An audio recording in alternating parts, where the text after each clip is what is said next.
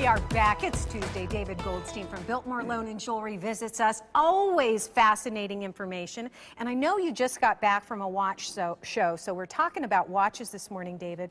But David just taught me something fascinating, and I want you to teach our viewers at home.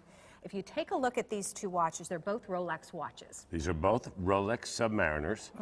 The one in this hand would be a modern watch that would be what everybody would be used to seeing and that everybody would like. You notice the bubble over the date, which is very common, and that's what everybody looks for. But if you look on the very side, where the crown is, you'll see what is called the crown guards, and they come up and they protect that crown. That watch today is a watch that's worth around $5,000. Okay. On the other hand, you might have something like this. Now, this is a 1960 Submariner. Notice, older, a plastic crystal, not sapphire on top. And there's no guards, if you notice, next to the crown. You'll also notice that the crown is a little bit larger than the other crown. How we talked earlier, and we talked about the Pepsi and the root beer, this one has been named the Big Crown.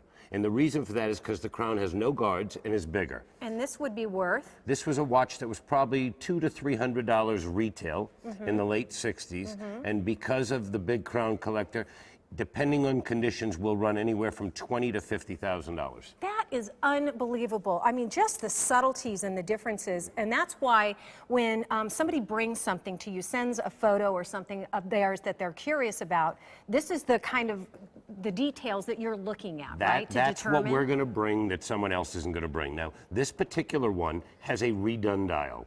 And because that means that the dial had kind of deteriorated over the 50 years that the watch has been around, and somebody probably went in and said to their jeweler, "Can I have this dial redone?"